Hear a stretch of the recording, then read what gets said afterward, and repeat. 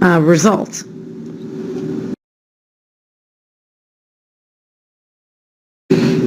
Our sampling frame is the selection of people we have to pick from.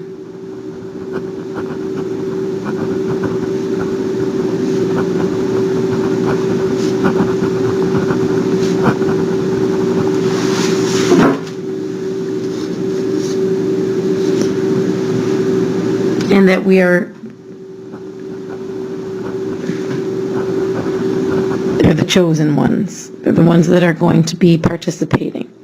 So obviously, there's a few ways to get a good group of people to represent the population. And it's not going to be just standing in the hallway and saying, will you please fill this out for me, this survey? Because maybe your friends are going to be the only ones that fill out the survey. Then it's going to be biased because it would only be 11th graders or 12th graders because we have no 9th or 10th graders in our classroom. So the idea that comes up most often is a random sample. And that's typically what you want to hear from when someone's doing a study. That means the people are chosen at random.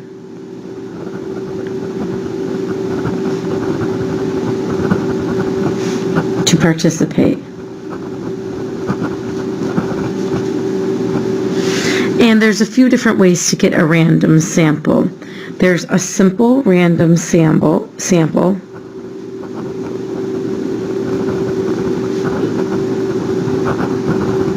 which is abbreviated SRS.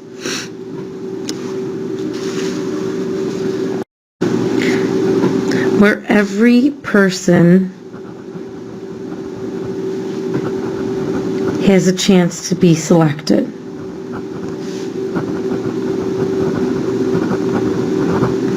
And if you didn't notice, there's a table D on the very back of the book. I believe it's like the very last page. And it will have random digits. And we're going to use this to make our own samples and pick students to participate in something. But instead of saying, well, we'll ask every other person, the sample of random digits allows us to sample people and pick randomly, for real random, like not just thinking numbers up in our head. That's not technically random. Random would be a computer-generated list that does random, gives random digits. So we'll go over that in a second. But a simple random sample is typically what happens in a study. They say, when we're talking about the president and his approval rating, a lot of people will say, this is 1,000 randomly selected participants. You wouldn't want it to be 1,000 Republicans or 1,000 Democrats. You'd get totally different answers. You want it to be a random selection. There's a couple different types of random samples. There is the strata or stratified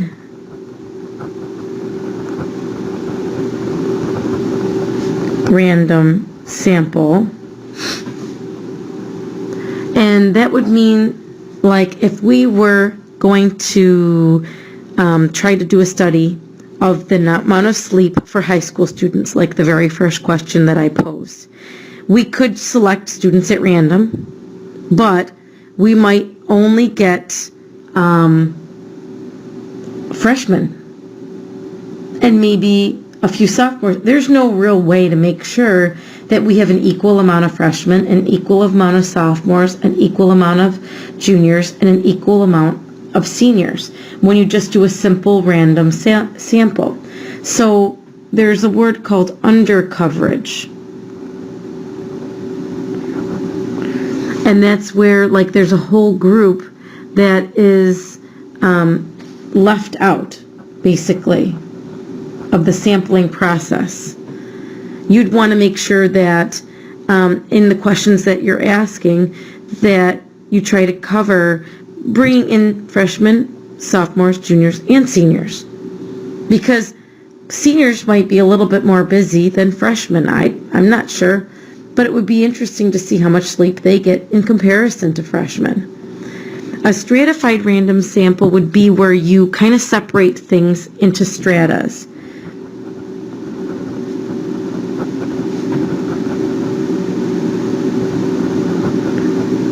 You divide into a strata, somehow where it's like a group that all might feel the same way, or all that are similar in some way.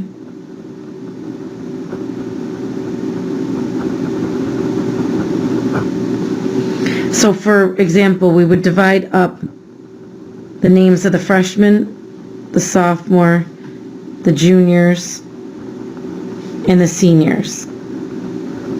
And from there, we would select a certain amount of people at random. We do a simple random sample of each.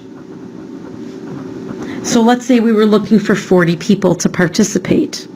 Instead of just taking 40 high school students, there's nothing saying we'd get 10 freshmen, 10 sophomores, 10 juniors, 10 seniors. We first would start with dividing up the groups in freshmen, sophomore, juniors, seniors, and then taking 10 randomly. Another 10 randomly from the sophomores, another 10 randomly from the juniors, another 10 randomly from the seniors. That would probably give the best representative relationship among what the answer is going to be for our population as a whole in the high school. It takes a little bit more time to do something like this. If you think about doing your own study, which we are going to do, and you're going to select students to participate, it's going to take a lot of time to be able to select which students you want to participate. Another type of random sample is a cluster.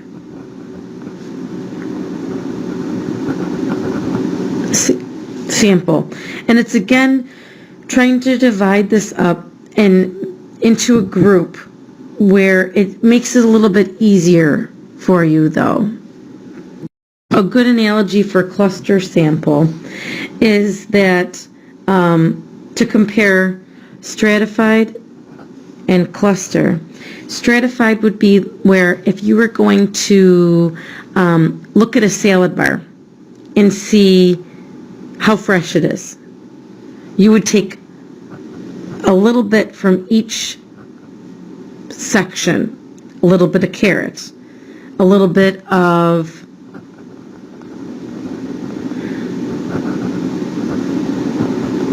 lettuce, a little bit of the romaine, a little bit of the salad dressing, the cottage cheese, all the different things that you would see in a salad bar, and then decide how fresh things are and if they need to be replaced or what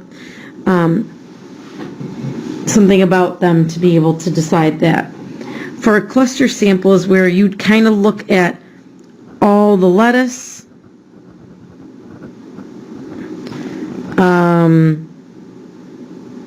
the Italian dressing,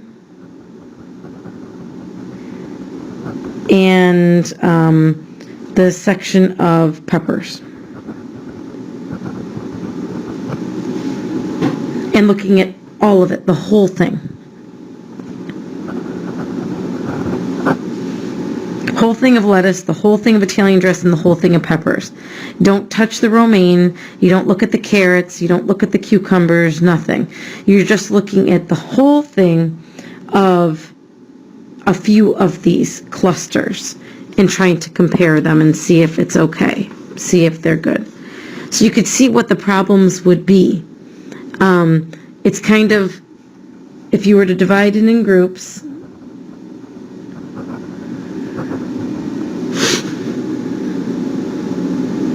you would randomly select a whole cluster.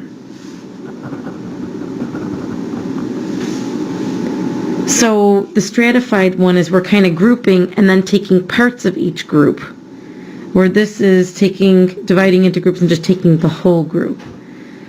So my favorite, if I was going to do a sample study, I would do the stratified random sample, although it would take a lot of time. You'd get an equal representative of each one of these things, so freshmen, sophomore, junior, seniors, to get their input in there. The random digits